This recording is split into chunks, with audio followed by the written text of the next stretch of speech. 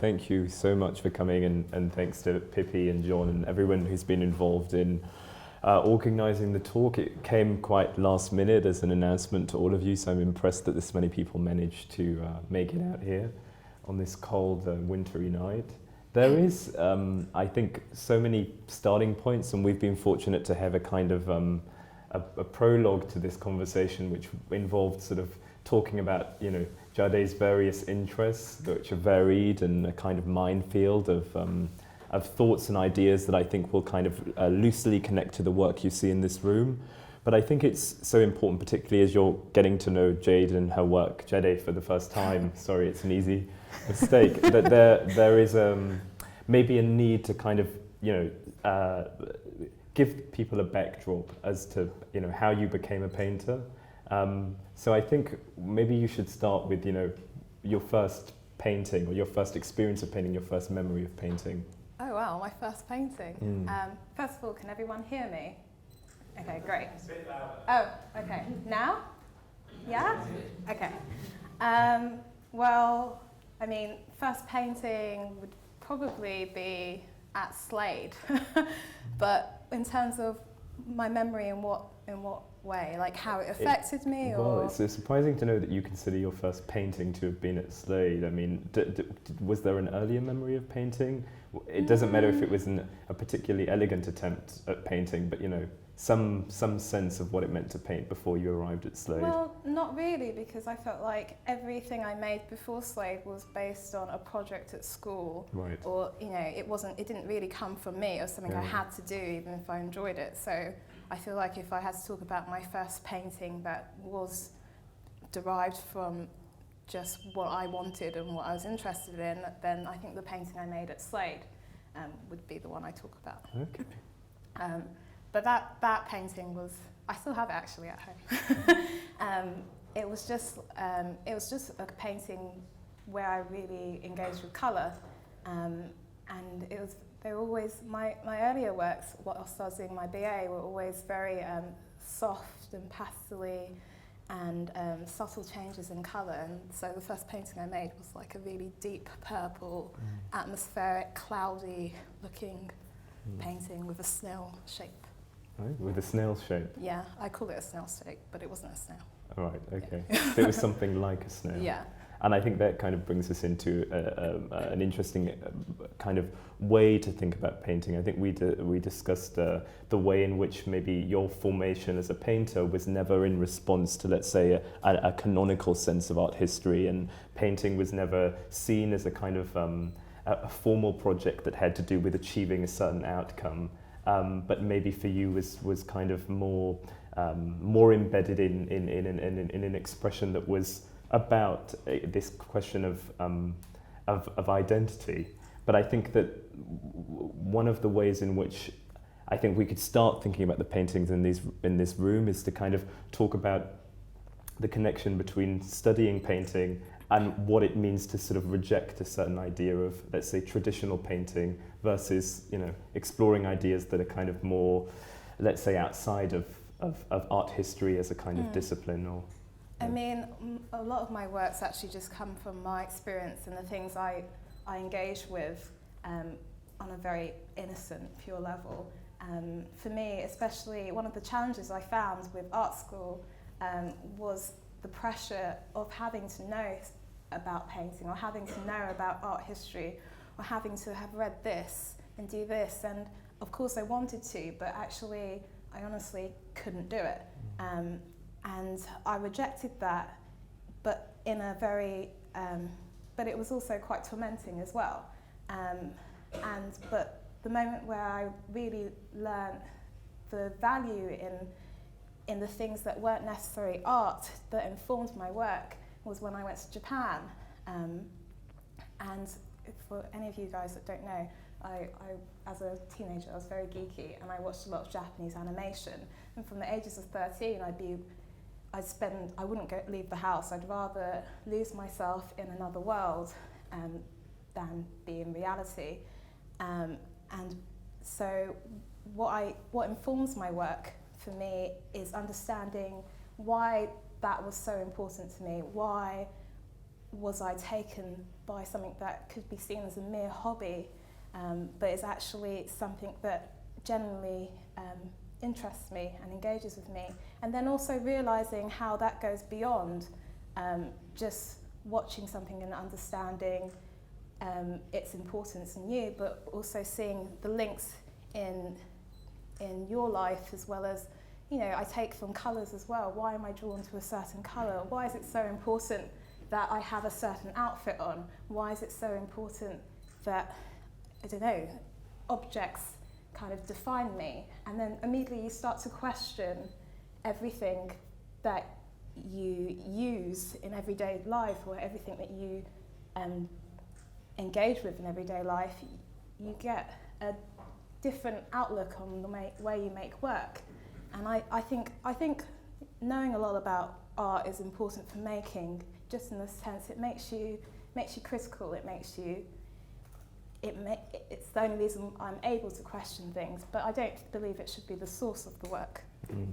But it is interesting in that question, because actually when I said Jade's work starts Jadé. with Jadé, I'm going to keep doing this. It's going to be an ongoing thing. We met very recently, and I think it's just a kind of a natural inflection. But Jadé's work absolutely needs to be thought about, I think, through the terms that you described, which I think are extremely broad, for the reasons that I think the word identity I mentioned is not indeed prescriptive. Identity kind of becomes a thing to take apart. And we've spoken about that in very interesting ways, because in the kind of instance of anime and all of its cultural, let's say its cultural forms, it indeed isn't something that people necessarily link to a formal history of art, but you had a kind of intense interest in anime. And I wonder if you could speak about what was the kind of initial encounter, what it meant, because I think through your conception of anime, it might be different indeed from any kind of stereotypical projection that one might have from outside of that culture or subculture. I mean, if I'm talking about specifically why I'm so drawn to Japanese animation, I think if I had to tear it apart, it would be the emotional content of what I was watching, or the element of trauma or an element of tragedy. I was always drawn to very depressing storylines, but that was the beginning of understanding what is important to me. So, and noticing that, you know, anime is a big part of me, but it's not the only aspect. I love soundtracks, for example. I love anything that really distances myself from reality. And I dress up from time to time.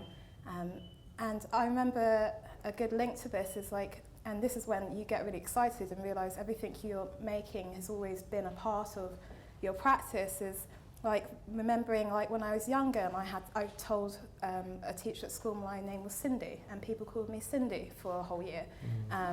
No, it's true. But you know, it just highlights the importance of the element of escapism in my practice. And then you start to tear that apart and try and understand its relevance to the making. Did I answer your question? Yeah, absolutely. No, well, I think it's interesting, because often the way in which anime is broadly defined is a kind of sort of a threshold between the real and the unreal, and there is indeed a kind of like a kind of psychic or psychoanalytic content to that reality that is kind of formed entirely out of the imagination. But your works don't only sit within that space. I think it's important to remember that there are also kind of attempts in your studio to, it seems to me, grapple with real life events. And it's just interesting that earlier a kind of a distinction between mood and emotion was drawn up. And I thought you had a great description for how to define those two as kind of features in your work. I mean, what it is about the kind of mood of your work that has to do with anime specifically.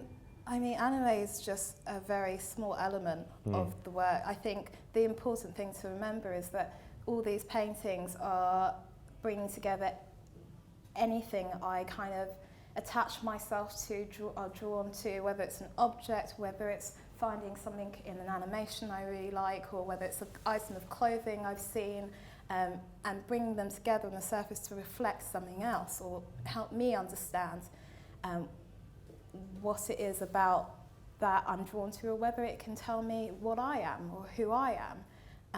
I've forgotten your question. Can you repeat it? No, it's just the idea of mood, because you talked about the fact that we all often perceive anime being something that's mostly kind of mediated through a cartoon, let's say, to be something that is kind of, let's say, about positive emotions, or about reflecting a reality that's brighter, or let's say more exciting than our own. But it can also be a place of trauma, a place of kind of.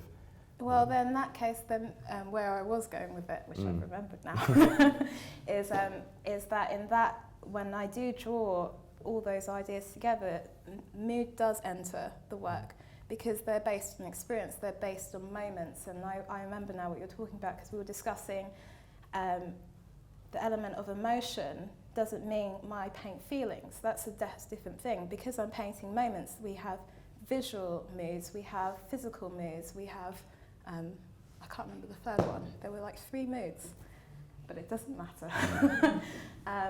And then when they all come together, it enters through colour, it enters through pace in making. It enters, I think, a lot of people say my works have a lot of energy, but even though I might put a lot of energy into the work, each painting seems to have its own sense of time. And I think that's because they all describe different moments as well. And I think along that idea of a sense of time, I think painters can often talk about their works in terms that often relate to the notion of failure, which I think you have a particularly strong relationship with insofar as how generative failure can be, which kind of seems obvious, but I think the ways in which it becomes generative might be interesting to explore. I mean, between every painting, I'm sure there's like 3 bad paintings. But I recognise the importance of that, and it's something I've actually been writing. I like to do little scribbles and notes, and it's something that I actually was writing about in my journal the other day, and realising how the struggles of making a painting are important for the successes. And actually, if I had to show all my failures in between these works, or the ones that I consider failures, you'd see a definite growth and relationship between them all, and where I've recognised where I've done something in a painting that I've abandoned, but it's come up again in a work that I've enjoyed. But yeah, I don't know, it's kind of, I wrote something about the vicious cycle of painting, or like the torment of being a painter. And actually, even though you can accept that those failures are important for the making, it is very depressing, and you can sometimes get swallowed by it. And actually, I didn't realise until very recently how much my mood is tied to how my work is going. But that's because my paintings are me. And so if my paintings aren't doing what I want them to do, then I'm not doing what I want to do, or I'm not feeling how I feel like I should be. It's a very complicated relationship. But then the work is, in that sense, is very sensitive. And I am a sensitive painter because my works come from experience in life. There are ups and downs to that. But you can turn your weaknesses into strengths, which is something I've enjoyed very recently. Well, I think on that point, I think the idea of escapism, you have to return to it in a way, because I think the paintings, to think about them as objects, because we were kind of trying just to kind of launch you into, I guess, the emotive fantasy of everything that your world is constructed of. In fact, the paintings are an outcome of a whole set of, let's say, interests that aren't merely the act of painting. And if the act of painting kind of precludes anything, it seems to be an interest in a certain form of escapism. But I think important not to distinguish them from escapism itself, because the idea of your life, your real experiences are also kind of composed within the work, even in codified ways, because you're not necessarily representing a reality that we recognize. And I think with that said, I think does the idea of escapism, particularly in your work that doesn't signify anything, doesn't necessarily represent anything, has that been a challenge sometimes to sort of to speak about the specificity of how people might see something entirely different in a painting? But I love the fact that whenever people look at my work, they always say, "Oh, I see this and that," and I'm like, "Oh, really? Okay." But you know, I'm in all fairness, I'm not being very descriptive in the way I paint, and the ambiguity of painting has always been important for me. I've always been against kind of really describing something form for form, shape for shape, colour for colour, and I've always liked them to remain quite open, because even I look back at her work and I see different things, but then I think sometimes that reflects just how transient we are as beings. Like the fact that my paintings can be so personal but still remain relatable is really interesting. The fact that someone can enjoy something I've made based purely on my experience kind of also says to me, maybe as humans we are quite empty vessels and we're easily filled, and that's quite exciting to notice, because my work is about lack of self, lack of just how we can interchange quite quickly. I don't know where I'm going with this, I'm going to stop now. But I think through that method, I mean, it seems that obviously when one is looking at painting, they can enter a realm, the same realm of escapism that you may be trying to depict to some extent. But then there is that idea, I think, that reoccurs of cultural baggage. I think you mentioned your first time going to Japan, you immediately identified that it was a culture that didn't necessarily embrace you, and that there was a distinction between, let's say, your projection of onto Japan as a place, as a kind of a territory of the imaginary, and the lived experience that you had there. And I think we should come back maybe to an idea of what it means to exist within these parallel worlds, because obviously painting is one dimension, anime is another, Japan is very distinct, or Tokyo is very distinct from London. What does it mean to move between those spaces and to change one's sense of how they see the world through those experiences of travel? I don't think I consider painting to be separate necessarily, but in terms of moving between cultures and moving between, and moving between different experiences, I think it's quite interesting that when I went to Japan, for example, I had this idea of the place, and it wasn't as naive as you would imagine. You know, I'd spent a lot of time watching animations, but I'd also been before, I'd learnt language, I'd read up a lot on the culture, so I wasn't very, you know, it's not like when I went there, the place gave to me surprised me. What got to me more was actually how I couldn't adapt to the place that I wanted to be, and how I would change the way I dressed as a way to feel comfortable. Or I even told people, I'd always introduced myself as, "Oh, hi, I'm Jadé, I like to drink beer." Like anything just to kind of you know, feel comfortable. But then that element of need for comfort was frustrating, because in that sense I felt like I wasn't me, or as a fake, or I didn't even know what me was anymore. But then that's when I realised that how much my personality was then intertwined with London, the place I didn't want to be, and Japan felt like a kind of unrequited love. I think we were talking about where you asked me if, as a Londoner, my home, I can't remember what it was. No, I think it's really interesting that Jade grew up in East London. Jadé. Can we just, you can call me Jose, and then we'll have this whole thing where everyone will call each other by a different name for tonight. But Jadé, I think that there is something I think we have to return to, which is the fact that, you know, you grew up in East London, but then at some point in your life felt that you to some extent, you know, anchored to London, or even imprisoned to it to a degree that you couldn't escape it. I mean, everyone has that weird relationship with this place, don't they? We love and hate it at the same time. I refer to it as the London shackles. I always leave, but then I always have to return. But then I was also talking about it in terms of being in a relationship. It's always complicated you love it and you hate it and you need a break from it. And Japan was kind of me wanting to move on to my next person, but it was an unrequited love. But in what sense was it an unrequited love? Because I mean, to think about it in the fictive terms of anime, you could have clearly just inserted yourself in that space as a kind of fantasy and almost lived as another person, as Cindy, or indeed as Jadé who drinks beer. Yeah. The Jadé who drinks beer is actually just me. Okay, one and the same. No, but it's interesting because I agree. You would think it's so easy just to create another reality for yourself, but then the problem is that actually you can't. There are elements of your character you can't put to the side, and that's when I really found it quite challenging.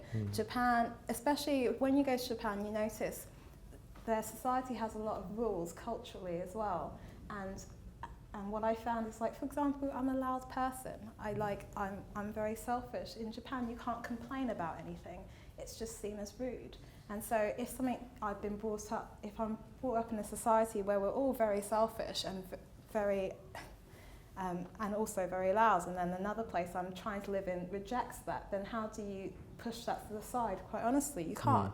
And that's what I mean when I talk about it being an unrequited love. I love the place, but we don't fit together as a puzzle piece, and then I'm forced to return to the place I don't want to be. Right. But then that makes me question me as a person as well, because then there were things that I would use to comfort the fact that we didn't work out together, and whether it was clothing, food, very, very minor things, but very important. We all use things to kind of justify our identity, and that's what's really interesting.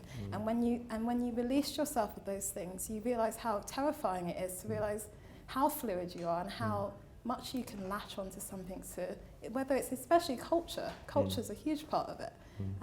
But if we didn't have culture, then what would you be?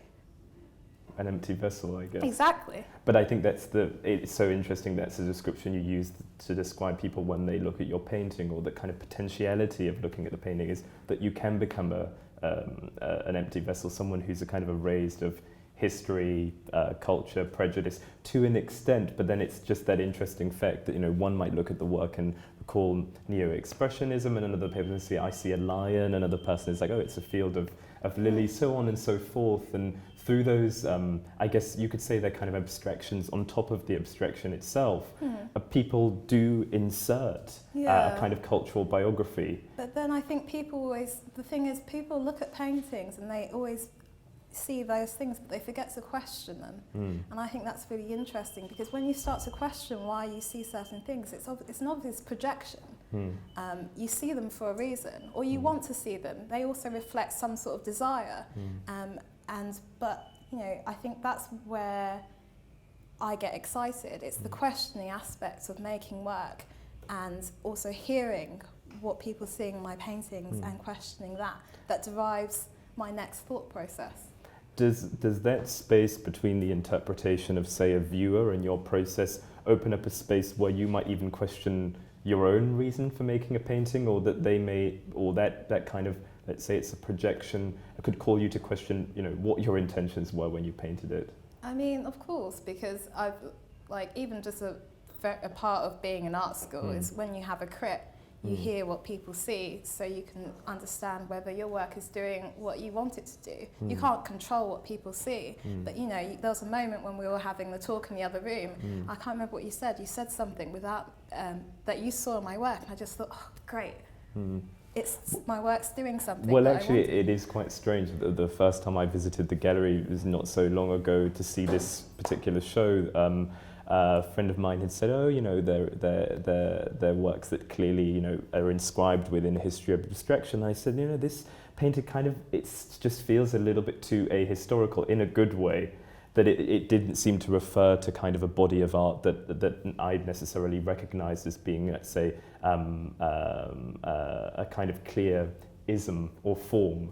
And then to find out that this interest in animation existed, I think helped to kind of clarify the way in which let's say the kind of morphology of your work seems to suggest that there's a kind of one thing leading into another, and in a way a kind of cartoonish way in which ideas seem to kind of emerge and then fold back into something else, and a continuation that you see throughout the paintings, even though that you said earlier, and I think this is so interesting, every painting is a kind of new attempt, but you're never trying to produce the exact same effect. But I think you could kind of expand that, because it's a big ambition to have for every painting to somehow feel new or be different from the last, in a kind of, in not only a qualitative way, but in the sense of wanting to transform an element of how you paint.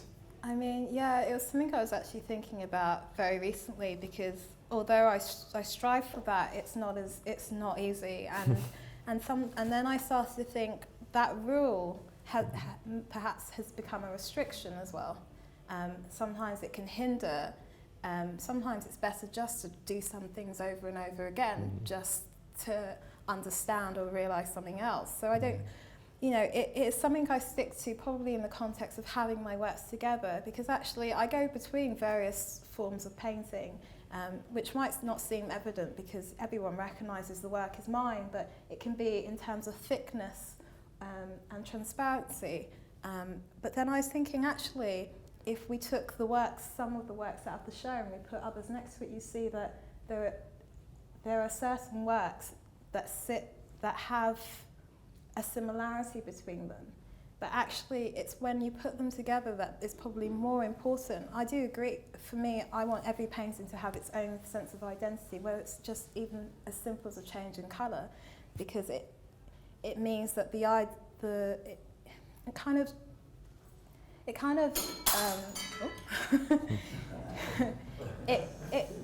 it's a way of proving to myself that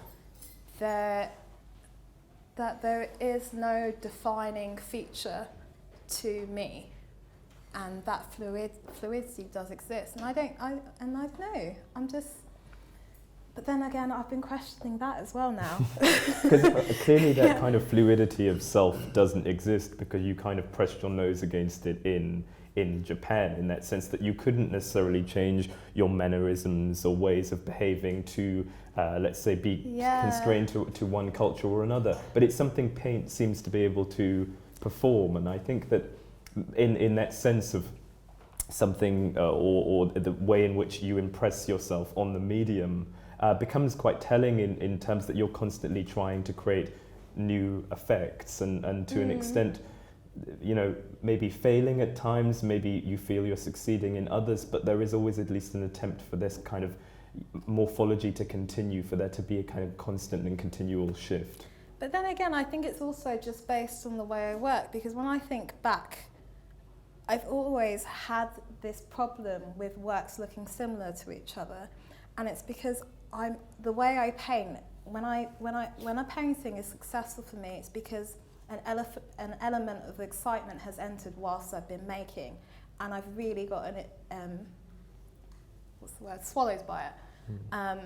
And so if I've done something before, I'm less excited by it. So if I try something new, I'm obviously engaged by it. So perhaps that's why when they are different from each other,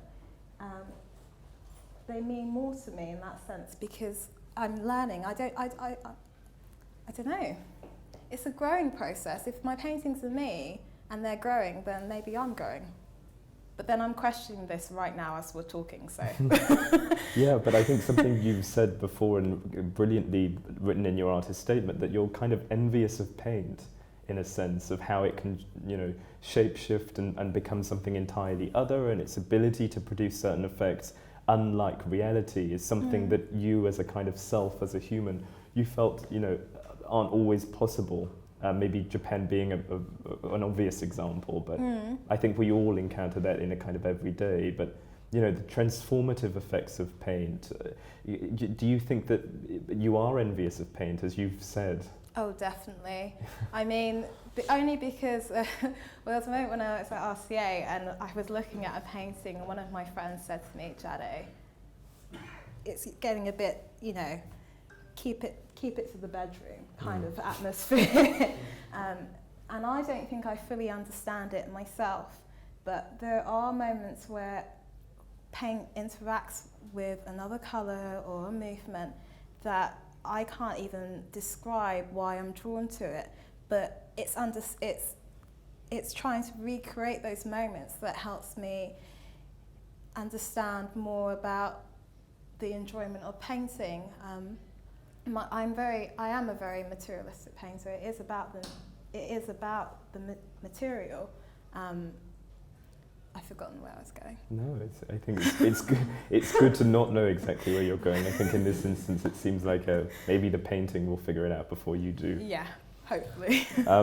But I think that with that said, I think one of the other areas in which that sense of wanting to inscribe another identity in each painting or a separate identity is through the titles of the work. And I don't remember the titles for each work in this room, but if you could talk about how the titling is important. Oh, okay. Well, the titles of my works are really associations. I never think of a title before I make a work, and even if I've tried to in the past, it changes on its own. It can happen whilst I'm making a work, or it can happen after the work, or it can happen a month after the work. But my titles are really important for me because I know if a title is right for a painting if I can't let go of it, if I can't rid myself of that association. And also, in terms of the word association, if my mind can only think of that sentence or word in respect to a certain painting, then that's also a way of trying to understand my thought process and reflect something else about my perspectives. Yeah, and a lot of my titles actually end up being a bit negative. I'm not sure if many people have noticed, but I think it's really important to realise, because one thing I learned, or one thing I realised whilst I was in Japan or when I came back, is how frustrated I was that we easily reject the negative and celebrate the positive when negativity is a huge part of being human. And for me, finding a place for them negativity to exist was a wonderful attribute of painting for me as well. And helophobia is an important title. This painting is helophobia, which means fear of the sun. For me, that also meant kind of fear of positivity. And also, I've never really liked the sun. I mean, I like the sun, it's all right. But there was always elements of fear of how the sun changes my appearance, or discomfort and heat. And I never really, people would always be like, oh, but you have to love the sun. I was just thinking, but why? When it's a sunny day, my favourite thing to do is sit inside and look out the window. But the fact that people question subtle things like that should be questioned more. Why do we have a certain way of thinking? Why are some things wrong and right? Why can't we accept negativity more, accept different perceptions more, rather to conforming to society views that we've never actually questioned? And I question things a lot. Interesting though that it's seemingly if you would think of it along a kind of negative positive dialectic, and you don't like the sun as you pointed out, does that mean that naturally you prefer the winter, or no, it's not I that hate simple? The winter. Okay. Nah. But then someone also said that makes me a very positive person, if that makes sense. The fact that I think about negativity so much means I'm positive. Well, I think it's a brilliant quote from Vital Ronald that ethnicity is the mood of anxiety, and that there is a link, I think, between being authentic and being anxious that maybe is true, I think, particularly of artists, because I think almost any good artist I know is anxious almost every day about something or other.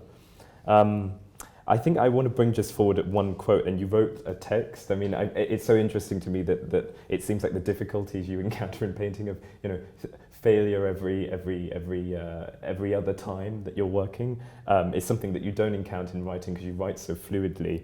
But in this piece that you wrote called My Window, you say, repeatedly picturing the moment of my death has become an indescribable, endless pleasure, creating the thirst for the pull of life I was not subconsciously born with. I visualize myself gazing out of a window. The conversation between us resonates with the stillness of condensation. The delicateness of time has become as fragile as a falling tear, unsettling yet meaningful.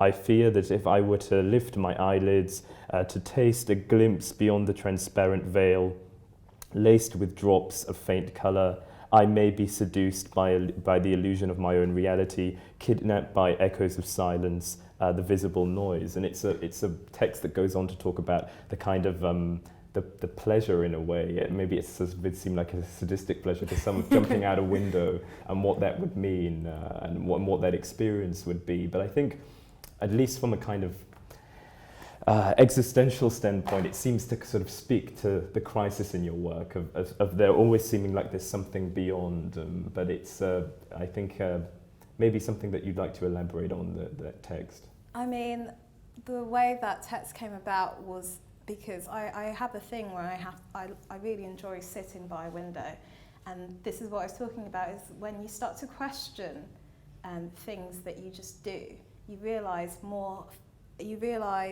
its importance in your work as well. So I just merely questioned my appeal to sitting by a window every day, or like when it's sunny, why do I prefer to see the sun through the window? And then I thought about the window in terms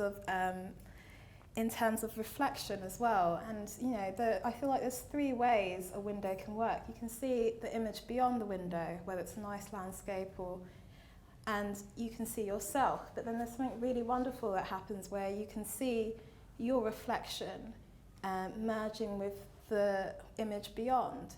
And I kind of related that to self and understanding painting and the enjoyment of painting, and why we are, or I am perhaps drawn to it, because it reflects elements of me, but also reveals a certain desire as well. But I think the element of desire maybe, and the kind of language you use to describe looking through a window, I mean, was the encounter with anime somewhat similar? Did you project onto the characters you were seeing, or onto the culture more broadly? Because I think it's acknowledged, and I don't know if anyone's ever seen an anime kind of convention, but people become kind of other versions of themselves. I mean, they're dressed up entirely, but it's the characters, the forms that they most identify with, that they transform into. And that idea of shape-shifting, that obviously can be done through paint, can be done through animation, seems to be something that you're getting at when you're describing looking through a window. I mean, but that thing I'm getting at is the element of anime that I enjoy, which is the element of escapism. And there's something about looking out of a window that is also a form of escapism. It's seeing a place without being there. And if you're going to draw the connection between the window and anime, I think it's more important to realise the element that merges the two ideas, because they are very separate things, but they have something in common, and it is just escapism. But then the escapism aspect is recognising why it exists. Why do I feel the need to distance myself from reality? Is it because I can't accept it, or because I don't feel like I belong in it? And then, in that sense, why is the window so? Why am I drawn to a window? Why am I drawn to painting? Perhaps because in that moment it reveals how empty I am, but it also reveals the desires I feel. It's a very complicated relationship. I mean, that text I wrote is very long, and it doesn't. I'm not sure if it really concludes anything, but nothing I write about my work comes to a conclusion, because I'm still trying to understand a lot for each painting.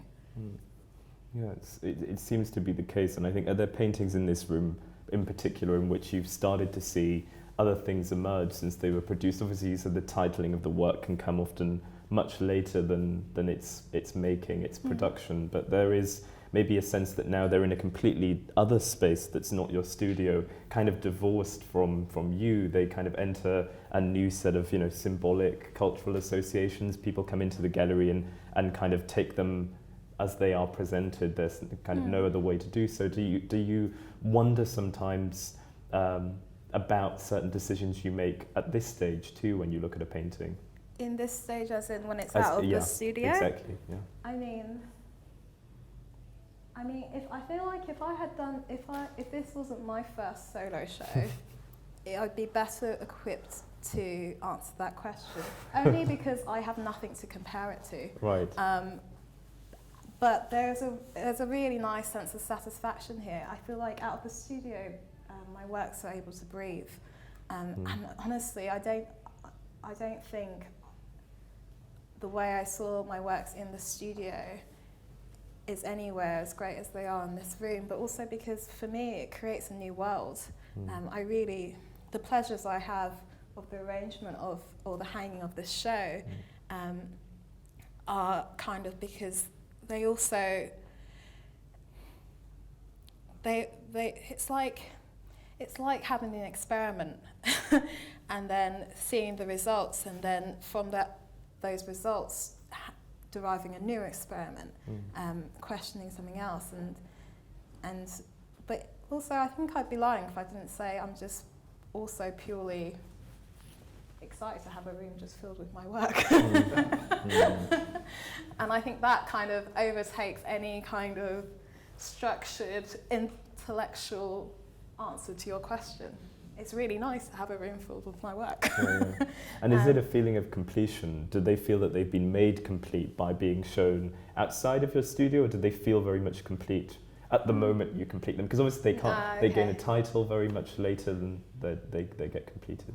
No, I feel like the sense of completion happened way before the show. I rarely go back and work on a painting after I feel like it's done, because it's a moment of satisfaction that determines whether the work is done. In fact, the paintings that I've ruined are the ones where I've kept going and haven't realised that actually my approach to the work is me attempting a new painting. These works were complete before the show. And offering a title, just as a point, that is a process of completion, or not as much? I don't think the titles are super important to the completion of a work. They're important for the works, but they don't make me feel less satisfied if they don't exist. Right. Sometimes I wonder if we title works because we're afraid to leave them untitled, but then also a title can give a work a lot. It can give it a different perspective, and it in some ways controls the viewer's eyes, or can excite them. But actually, once I do have a title and it really sits right, it's like a leveling up of completion. Right, interesting. I think as a final point before we open to questions, I'm sure there are many. We should kind of, I think, sort of emphasize this point that I think this being your first show and painting, at least in the way that you conceive of it, being something that's in constant sort of flux, a kind of against the grain of your own experiences. Painting is the thing that you're constantly having to grapple with and come back to it, metaphorically, in the same way that you're coming back to London despite escaping or trying to escape via various kind of other channels. Would it seem to you that, I guess, the work that you would produce in the future would be anything other than what we see in this room, something other than painting, or do you feel like a painter more than anything else? That's a good question. In all honesty, well, actually, before I started painting at Slade, I was doing some really bad photography. So I think there is I am interested in other mediums, but I think the reason why I've been painting for so long is because there's something I'm still trying to grapple at and understand, and I can't do more than one thing at the same time, apparently. But no, I'm very interested to see how the work grows. I don't think I'll ever answer the questions or find the answers fully that I'm trying to understand through painting. But I'm interested in installation. I'm interested in photography. I think I'd like to dress up, so maybe there's even an element of performance that could enter my work. But this is the first. I've got years ahead of me, so who knows what's going to happen. Yeah, and I think especially considering the kind of the morphological ways in which you've defined painting as kind of being so much beyond what you can perform in your kind of capacity as a human being, in terms of how it can shift identity, it can shift our frames of perspective. Would you say that maybe, and we spoke about this earlier in relation to Slade, which, as you were reminding me, is divided up into, I think, 3 different pathways, where one can be a painter but not necessarily exist within, not necessarily be a painter within the painting department or pathway. That maybe there's something about thinking in a painterly way that almost will never leave you, because you're a painter in essence, in accordance with how you look at the world. It's not only what you do, but it's sort of how you see. Yeah, but then I realised that the way I've always looked at the world was even before I realised I enjoyed painting. Right. Even when I choose an outfit and the colours, I'd always compare the colour of the outfit to the complexion of my skin. That was such an important thing for me. So I've always had some sort of aesthetic sensibility, but I don't think that's limited to painting. You see it in cinematography as well, which is why I'm drawn to animation. Or, there's something about a soundtrack that has the same does something to me in a similar way that I haven't understood yet. But I do agree, I'll always see things through a painter's eyes, but I don't think, but then I question, maybe those are just my eyes. I don't know. Yeah. So thank you so much to Pippi and everyone at the gallery for hosting us. Thanks for coming. Of course, Jadé, I said it right on the 5th attempt. Well done. I deserve a practice for that.